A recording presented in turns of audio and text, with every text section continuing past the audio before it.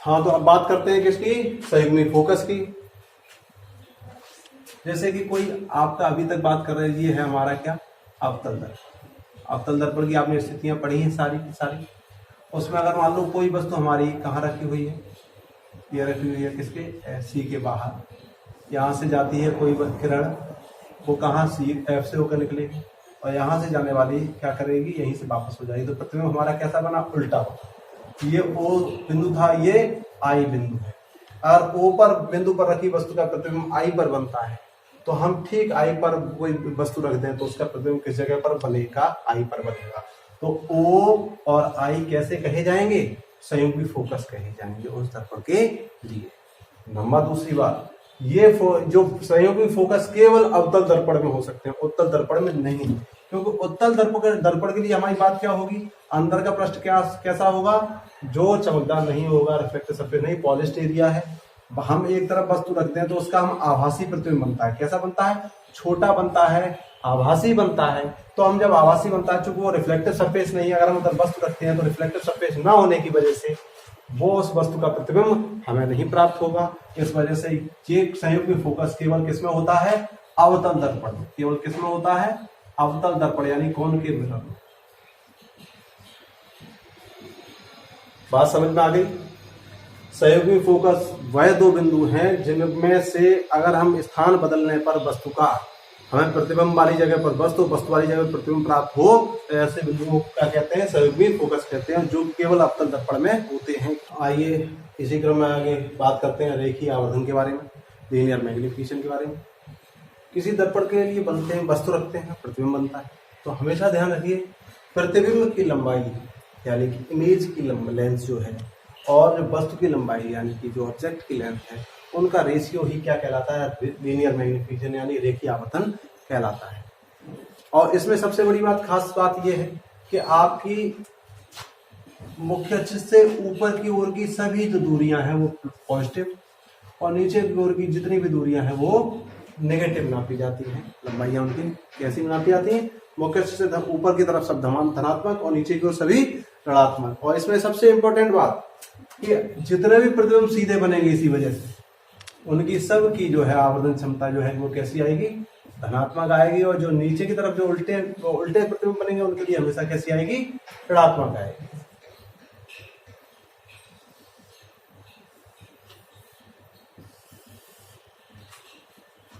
ये मुख्य अक्ष पे हमने क्या बनाया, अवतल दर्पण। अवतल दर्पण बनाने का इसके बाद आउटर साइड हमने कैसी कर दी, पॉलिश कर दी।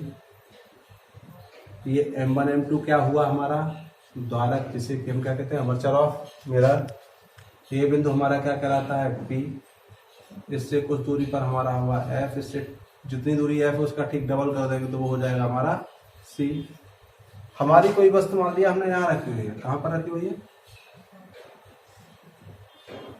C और अनंत के बीच में, पक्की बात। यहाँ रखी हुई ये वस्तु हमारी कोई रखी है OO डैश। OO डैश से चलने वाली प्रकाश की किरणें कहाँ जाएंगी, मुख्य अक्ष के समांतर जाएंगी, और किससे आती हुई निकल जाएंगी, F से आती हुई निकल जाएंगी। पर वही सीधी सी बात है, और डाइवर्ट हुई, डाइवर्ट होने के बाद किससे होकर निकल गई, F से होकर। दूसरी हमारी जो C से जाने वाली प्रकाश की किरण है, जो कि कहाँ टकराएगी, रिफ्लेक्टिव सरफेस पे टकराएगी, जहां जिस जगह टकराएगी उसी जगह से वापस हो जाएगी। ये हमारी गई और इसी से ये क्या हो गई, वापस हो गई। तो इन यहां से इसके कॉर्नर से चलने वाली प्रकाशिक किरण यानी कि जो एमिटेड लाइट रेज थी, वो प्रकाशिक तल यानी कि कहां पर, ए पर टकराने के बाद किस बिंदु से होकर निकल गई, F से होकर चली गई। और C से जाने वाली प्रकाशिक किरण यानी जो एमिटेड रे कहां से, C से ही वापस हो गई। इन दोनों ने कहां पर काटा बिंदु, यहाँ पर काटा। तो यहाँ पर जो ये बना वो प्रतिबिंब हो गया, क्या हो गया, I डैश। यहाँ तक मुझे लगता है किसी बच्चे को कोई समस्या नहीं होनी चाहिए। अगर कोई समस्या होती है तो शायद मुझे लगता है कि कहीं ना कहीं आप उस चीज को नहीं पकड़ पा रहे हैं। तो देखिए हमने क्या किया, आपको पता है ये मुख्य अक्ष जो है वो काय के P, जो जिस बिंदु पर P पर टकरा रही है वो P के कैसी होगी, परपेंडिकुलर होगी। क्योंकि बाहर से आने वाली रेखा जो स्पर्श रेखा है वो क्या होती है, वो अक्ष पे या फिर जो आप जिस पर आपका सेंटर ऑफ कर्वेचर है उस पर कैसी होती है, लंब होती है। तो यहाँ है ये लंब, यानी कि अभिलंब का काम करेगा। यहाँ से हम मान लेते हैं, यहाँ से डॉटेड लाइन आपकी लेते हैं पी तक, और इसका ये क्या हो गया आपका एमिटेड एंगल, और ये ठीक जितना ये है उतना यहाँ से होकर आपका निकल जाएगा। ये हो गया क्या, रिफ्लेक्टिव है। यहाँ तक मुझे लगता है कोई समस्या नहीं होनी चाहिए आप लोगों को। तो देखिए हमने इसे यहाँ मिलाया, जहां मिलाया वहां इस चूंकि ये 90 डिग्री एंगल बना, तो जो जितना जा रहा है उसी से हमने यहाँ से होते हुए रेखा खींच। ठीक, अब आगे बढ़ते हैं। अब हमारे पास दो चीजें आ गई हैं आपके पास। एक ट्रायंगल हमारे पास ये आ रहा है ओ ओ डैश पी, और एक आई आई डैश पी। दो ट्रायंगल आपको दिख रहे हैं, देखिए O O dash P and I I dash P. इनमें आप देखिएगा ये अभिलंब है, ये आई है, ये आई है, ये एमिटेड एंगल है और ये रिफ्लेक्टिव एंगल है। इनका अनुपात कैसा होता है आपको पता है कि परावर्तन के नियम के अनुसार एंगल आई इक्वल होगा एंगल आर के। जब एंगल आई एंगल आर के इक्वल है, ये 90 डिग्री के हैं दोनों, तो दो एंगल बराबर हो गए, तो ऑटोमेटिक तीसरा एंगल भी कैसा हो जाएगा, बराबर हो जाएगा। यानी दोनों त्रिभुज, ये त्रिभुज का ये एंगल और इस त्रिभुज का ये तीसरा एंगल, ये दोनों कैसे हो जाएंगे, इक्वल हो जाएंगे। इक्वल हो जाएंगे तो यानी समकोण के आधार पर ये दोनों त्रिभुज कैसे हो जाएंगे, समरूप हो जाएंगे, कॉन्ग्रुएंट हो जाएंगे। तो ऐसे में आपका वस्तु की लंबाई का अनुपात बटे प्रतिबिंब की लंबाई का अनुपात, या प्रतिबिंब की लंबाई का अनुपात बटे वस्तु की लंबाई का अनुपात कैसा हो जाएगा, वो आपका बराबर हो जाएगा किसके, प्रतिबिंब की लंबाई और वस्तु की लंबाई के अनुपात के। तो देखिएगा, अब देखिए यहाँ पर आगे बढ़ते हैं। हमने क्या किया, एक कोई वस्तु सी के बाहर रखी, वक्रता केंद्र के बाहर रखी। कैसे, दर्पण के बाहर, अवतल दर्पण के बाहर। यहाँ से चलने वाली प्रकाश किरणें एफ से होकर जा रही हैं और सी से जाने वाली सी से ही वापस हो गई। तो दोनों ने इनको कहाँ काटा, आई बिंदु, आई आई डैश पे आपका प्रतिबिंब बना। हमने ओ डैश से पी बिंदु को मिलाया, तो ओ डैश से पी बिंदु को लगाया, तो ओ पी आपका क्या है, अभिलंब है। आपका क्या है, आपका टेंजेंट लाइन है किसके लिए, इसके लिए परपेंडिकुलर है किस पर, आपके इस दर्पण के लिए, और दर्पण का ये हिस्सा है इसके लिए। क्योंकि अगर हम दर्पण के किसी बिंदु पर स्पर्श रेखा उसके केंद्र से मिलाने वाली रेखा पर लंब होती है, तो केंद्र आपका ये रहा था, तो ये 90 डिग्री का हो गया। तो ये जब पूरा 90 डिग्री का हो गया तो इसलिए ये क्या हो गया, अविलंब हो गया। अविलंब पे कोई रेखा अगर तिरछी पड़ती है तो क्या करेगी, वो हो गई इमिटेड रे, और उससे दूसरी साइड जाने वाली रेखा क्या हो जाएगी, वो रिफ्लेक्टिव रे हो जाएगी। हमारे पास देखिए O dash P O, O dash P O एक आपतित कोण है, यानी कि कोण है, जिसे क्या कहते हैं, यानी कि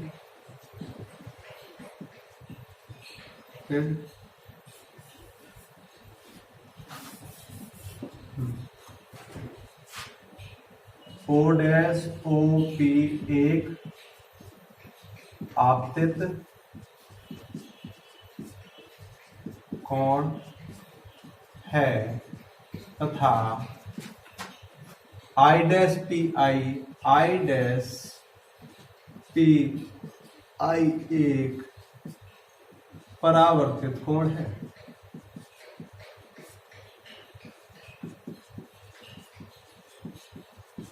और आप जानते हैं लॉ ऑफ रिफ्लेक्शन हमारा क्या कह रहा है,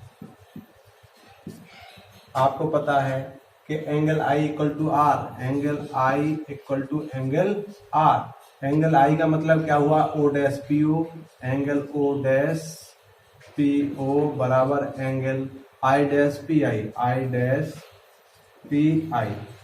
एक एंगल बराबर हुआ, आपको पता O dash O P, O dash O dash O P बराबर होगा I dash I P, I dash I P. जब दो एंगल बराबर होगा तो तीसरा एंगल ऑटोमेटिक कैसा हो गया, so angle O dash O dash P, angle O dash P equal होगा एंगल आई डैश पी के। क्यों, अब ये क्या हो जाएगा, यहां पर ये आपका लग गया परावर्तन के नियम से, ये हो गया परावर्तन के नियम से।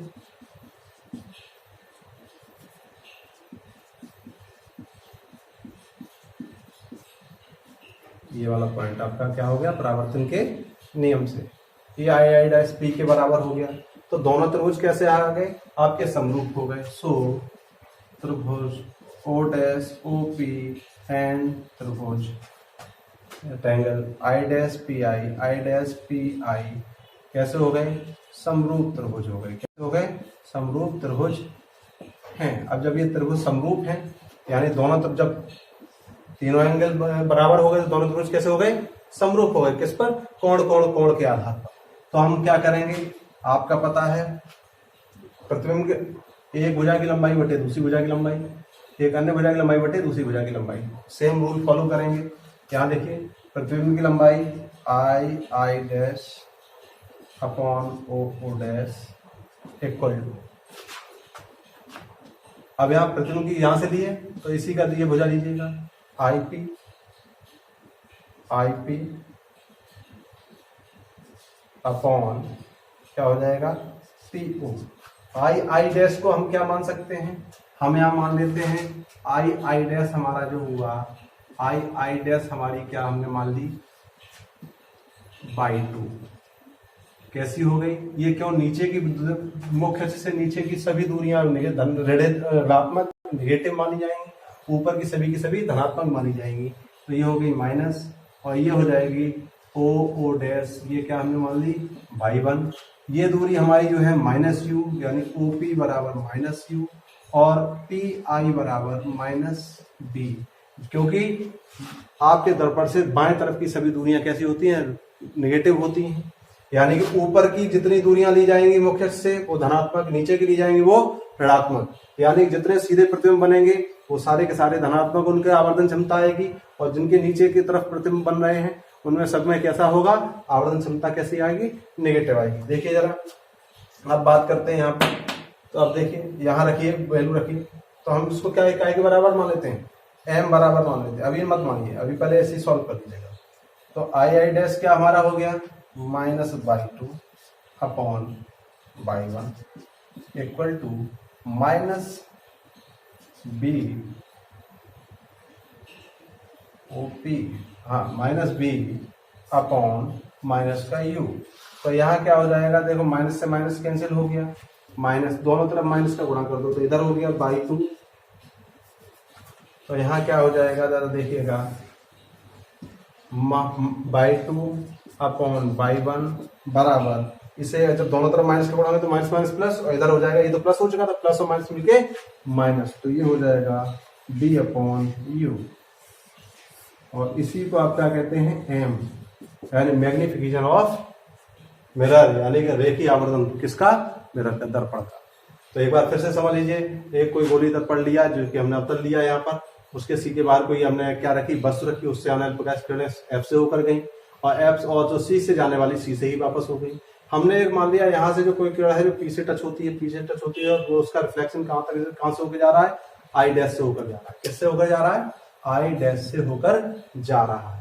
तो आई साइन आई को angle I equal to angle R, क्यों, क्योंकि आप जानते हैं परावर्तन के नियम से ये एक अवलंब का काम करेगी, ये भुजा जो आपके प्रिंसिपल एक्सिस है बिंदु पी पर। तो अवलंब पर एक तरफ से आने वाली प्रकाश किरणें दूसरी तरफ कैसी होंगी, जो परावर्तक तल है तो रिफ्लेक्ट होंगी तो angle I equal to angle R, angle I equal to angle R. क्योंकि किस बात से, ये परावर्तन के नियम से। आपने वहां एंगल एक बराबर हुआ, दूसरा एंगल ये 90 और ये 90। क्यों, हमने क्या बात की थी कि ये दोनों जो ऊंचाइयां हैं वो किसकी, मुख्य अक्ष की कैसी होनी चाहिए, लंबवत होनी चाहिए। चाहे आपके वस्तु की लंबाई हो चाहे प्रतिबिंब की लंबाई हो, वो मुख्य अक्ष की कैसी होगी, लंबवत होगी। अब इसलिए दो कोण बराबर हो तो तीसरा कोण ऑटोमेटिक कैसा हो जाएगा, बराबर हो जाएगा। तो समकोण, चूंकि अब ये समकोण है तो कोणों के आधार पर ये दोनों त्रिभुज कैसे हुए, समरूप हैं। समरूपों में क्या होता है, समरूप त्रिभुज होता है तो एक भुजा का अनुपात दूसरी भुजा के साथ लेते हैं। जब अनुपात लेते हैं, किसी भुजा का रेशियो लेते हैं, तो वो दूसरी अन्य भुजाओं के रेशियो के बराबर होता है। तो आपने रेशियो निकाला, उसमें जो वैल्यू थी वैल्यू पुटअप की, और आपका आंसर आपको मिल गया है। रेखीय आवर्धन में जो आपने फॉर्मूला निकाला है वो सभी के लिए मान्य होगा, चाहे वो आपका उत्तल दर्पण के लिए हो चाहे अवतल दर्पण के लिए। अब आते हैं दर्पणों की पहचान पर। दर्पणों की पहचान दो तरह से कर सकते हैं, एक तो उसे छूकर, छुआ, बिल्कुल अगर आप मान लो, और दूसरा है आपका प्रतिबिंब देखकर। प्रतिबिंब भाई हमने जो आकृतियां बनाई थी कि कोई वस्तु अगर इस दायरे में है तो हमारा प्रतिबिंब कैसा बनेगा, बड़ा बनेगा, छोटा बनेगा, बराबर बनेगा, आभासी बनेगा, उल्टा बनेगा या छोटा बनेगा, इन चीजों की हम लोग चर्चा कर चुके हैं। तो हमारी बात हो रही है स्पर्श करके। जैसे ये आपका समतल प्लेन है, अगर कोई स्केल हम इस पर रख देते हैं तो ये उसके सभी हिस्सों को टच करे, कि जिस दर्पण के सभी हिस्सों पर कोई प्लेन स्केल टच करे तो समझ लो वो कैसा दर्पण है, समतल दर्पण है।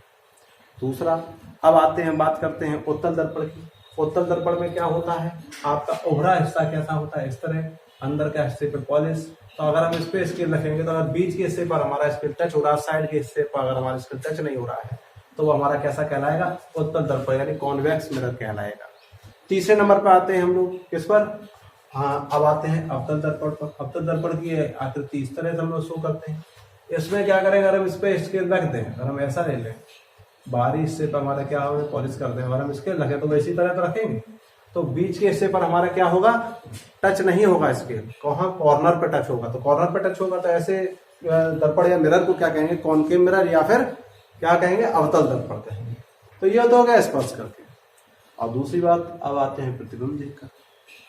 भाई हम लोग जब दर्पण के सामने खड़े होते हैं पर डे सुबह कंघी करते हैं, तो जिस दर्पण के सामने खड़े होकर करते हैं वो सभी दर्पण कैसे हैं, समतल दर्पण, क्योंकि उसमें आपका प्रतिबिंब बराबर बनेगा, उतना ही बड़ा बनेगा, सीधा बनेगा और उतनी ही दूरी पर बनेगा जितनी दूरी पर आप वस्तु रखी हुई है या हम खड़े हुए हैं।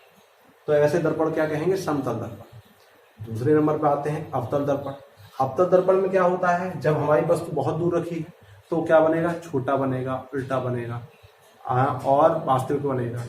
पास आते जाएंगे वस्तु का आकार बढ़ता जाएगा और एक बार आभासी भी बनेगा। तो जब ऐसी कंडीशंस हो, जबकि हमारे प्रतिबिंब की स्थितियां बदलती रहें, तो ऐसी स्थिति में वो दर्पण कैसा कहलाएगा, आपका अवतल दर्पण कहलाएगा। तीसरे नंबर पे आते हैं उत्तल दर्पण।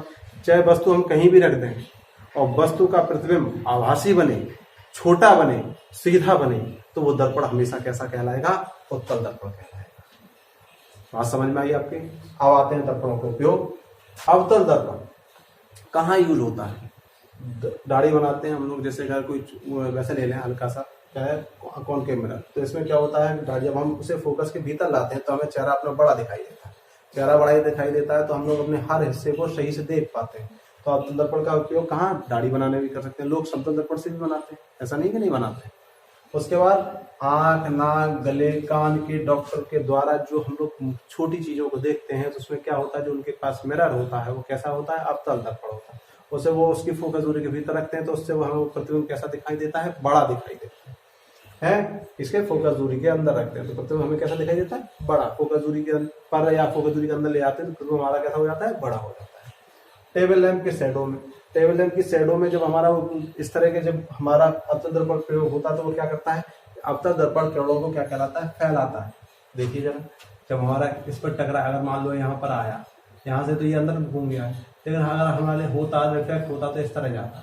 लेकिन जब हमारी टेबल लैंप हमारी इस तरह होगी तो इसमें जो हमारा इस जो हिस्सा है इनका इस तरह पॉश इस हिस्से की तरह रहता है, तो ये क्या करता है, उसे प्रसारित करता है। क्या करता है, प्रसारित करता है। ऐसे क्या करता है, प्रसारित करता है, यानी ज्यादा हिस्से में हमारा क्या करता है, लाइट को फैलाता है शैडो में। और मोटर कारों, रेलवे इंजन, स्टीमर, सर्चलाइट के लैंपों में परावर्तक के रूप में, क्या के रूप में, रिफ्लेक्टर के रूप में। किस तरह, जब लैंप जो है दर्पण के एफ पर होता है, किस पर होता है, दर्पण के एफ पर होता है, तो हमारा क्या होता है, तो प्रकाश समांतर कर्तन के रूप में क्या हो जाता है, जब एफ पर रखी वस्तु का प्रतिबिंब क्या हो जाए, इसके समांतर चलेंगी, तो समांतर चलेंगे तो क्या हो जाएंगी, बिल्कुल आपको उन चीजों के किरणपुंज के रूप में चलता है, जिससे चीजों को देखने में आपको क्या हो जाती है, सहायता प्राप्त होती है। अब आते हैं उत्तल दर्पण। गली बाजार में लगे लैंप जो भी हैं वो सब कैसे के हैं, उत्तल दर्पण है। गाड़ियों में जो साइड मिरर हैं वो सारे के सारे कैसे हैं, उत्तल दर्पण है। उत्तल दर्पण का जो कवरेज एरिया है वो बहुत ज्यादा होता है। क्यों होता है, उत्तल दर्पण आप अगर गौर करेंगे, उत्तल दर्पण इसी तरह बनाओगे आप, समतल दर्पण इस तरह बनाओगे। समतल दर्पण का एरिया मान लो यहाँ तक है, यानी कि अगर हम गौर करें तो यहाँ तक हो गया, लेकिन इसका एरिया और ज्यादा दूरी कवर करता है, यानी उसका परास जो और ज्यादा होता है। तो हमारा सबसे ज्यादा जो एरिया कवर करता है, यानी हमें देखने की क्षमता सबसे ज्यादा किसमें हो जाती है, बड़ा क्षेत्र देखना हो तो किन की यूज करते हैं, उत्तल दर्पणों का।